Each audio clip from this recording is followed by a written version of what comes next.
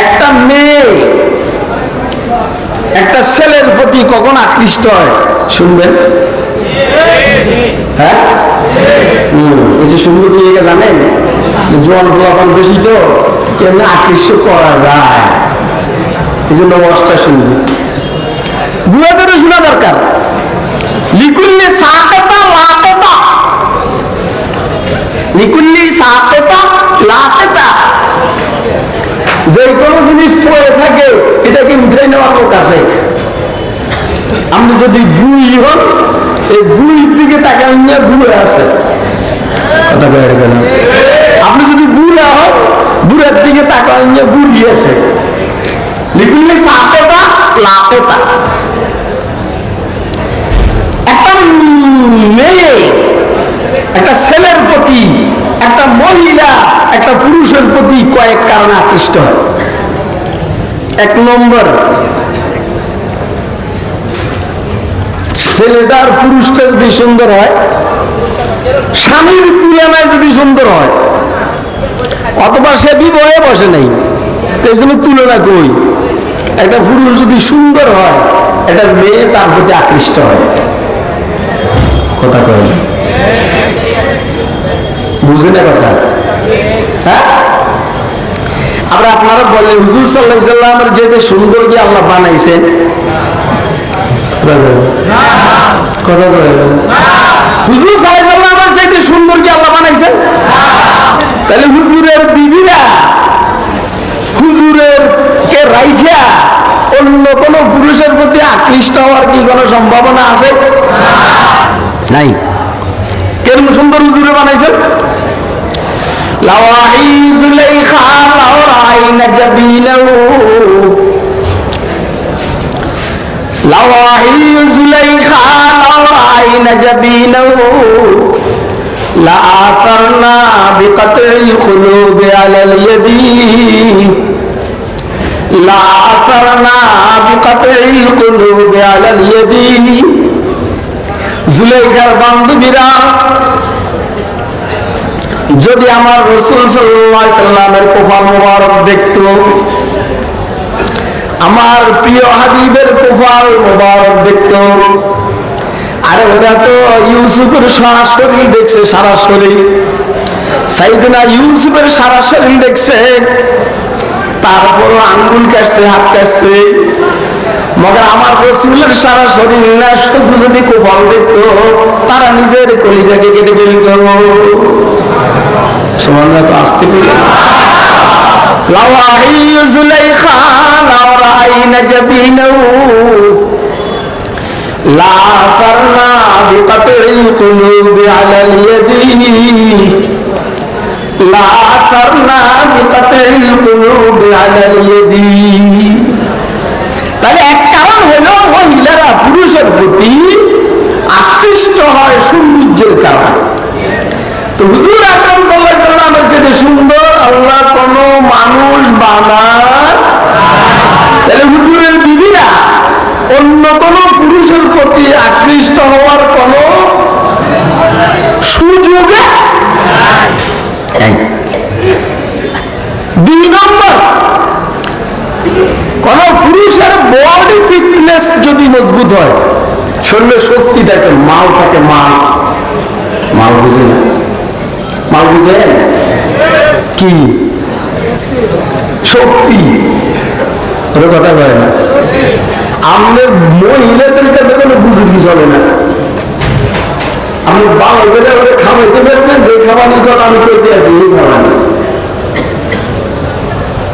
খাবার বিরিয়ানি আমার না, আলু ভর্তা ডাইনি, মগর খাওয়া নিজে দিই অনেক বুঝে না কথাটা। এই কথা সব কথা কি বাইরে পাওয়া যায় নাকি?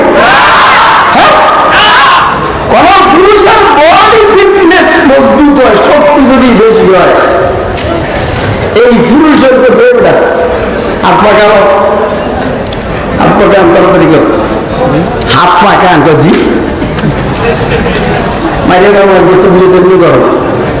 নিজে মাইদালা আমাকে আসে নাই, পুরা চাপ আমার উপরে, কথা কয় না। আস্তে আস্তে হুজুর সাল্লাল্লাহু আলাইহি সাল্লামের বডি বডি ফিটনেস শক্তি কি পরিমাণ ছিল। বুখারী শরীফের রিওয়ায়াত, আল্লাহর হাবিবকে আল্লাহ বেহেশতি 40 জন যুবকের শক্তি দান করেছে। বেহেশতি 40 জন যুবক মানে দুনিয়ার 4000 যুবকের শক্তি। সুবহানাল্লাহ কয় না? 4000 যুবকের শক্তি রাসূল আকরাম দিয়েছেন। সেই হিসাবে হুজুরকে আল্লাহ 16,000 বিবি বিবাহ করার ক্ষমতা দান করেছেন।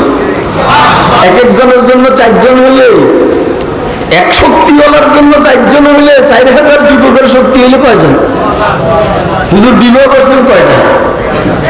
তার মধ্যে সব সাইয়্যিবা, একটা হলো অল্প বয়সী হযরত আয়েশা সিদ্দিকা রাদিয়াল্লাহু আনহা। এরপরে নাস্তিকের মুরতাদার বেঈমানরা বলে থাকে মুহাম্মদ সাল্লাল্লাহু আলাইহি ওয়াসাল্লাম নারী বিলাসী ছিলেন। নাউযুবিল্লাহ বলেন। নারী বিলাসী নাস্তিক মুরতাদ বেঈমানরা মুহাম্মদ আরবি সাল্লাল্লাহু আলাইহি ওয়াসাল্লাম এবং মুহাম্মদ সহ হুজুরের উম্মতের নায়েবরা কখনো নারী বিলাসী নয়। তাহলে কেন? এই জন্য মামুন নিজের বউরে নিয়ে গেছে, জন্ম তার নিজের বউ।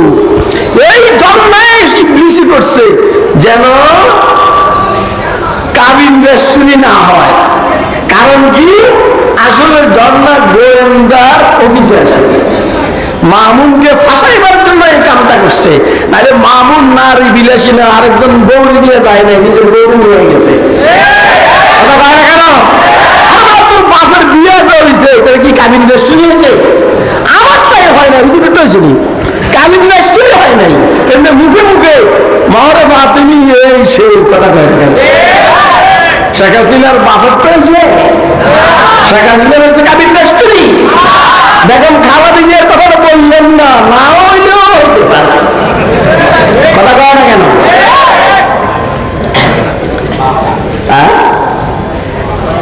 তাহলে 16,000 বিবিকে বিবাহ করার ক্ষমতা আল্লাহ রাসূলকে দিয়েছেন, দুনিয়ার 4000 যুবকের শক্তি। এরকম শক্তিশালী স্বামী ফিরিয়া হুজুরের বিবিরা অন্য কোনো পুরুষের দিকে তাকাইবার কোন সুযোগ আছে? বলে হুজুর তো কোনো সময় শক্তি দেখাইলেন না। আপনারা বলবেন হুজুর কি কোনো দলের ক্যাডার নেই, হুজুর শক্তি দেখাইবেন? কোন দলের ক্যাডার?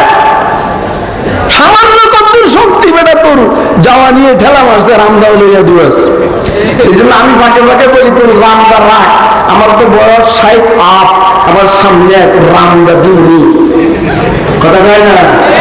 তোর রামদা কি মনে করে বেটা শক্তি দিয়াস তুই?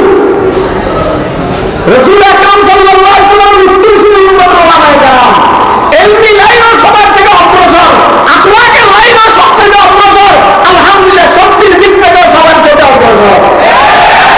তুই মুরগির গায়ে হাত উঠে আয় আমার সামনে, তোর মাস্তানির খেতা বুড়ি, কথা কয় না?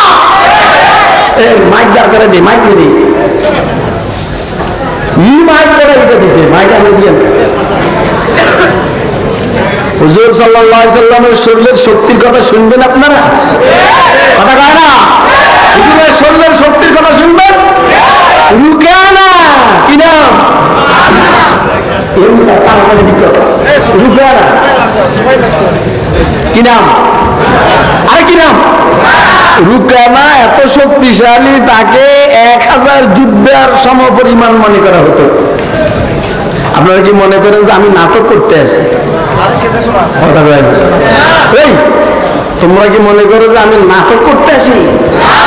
রুকানা এত শক্তিশালী, তাকে 1000 যুদ্ধের সমপরিমাণ মনে করা হতো। এই কথা নাই?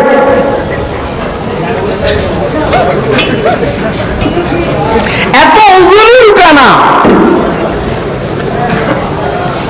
উটের কাঁচা চামড়ার উপরে রুকানা বসে দেখতো।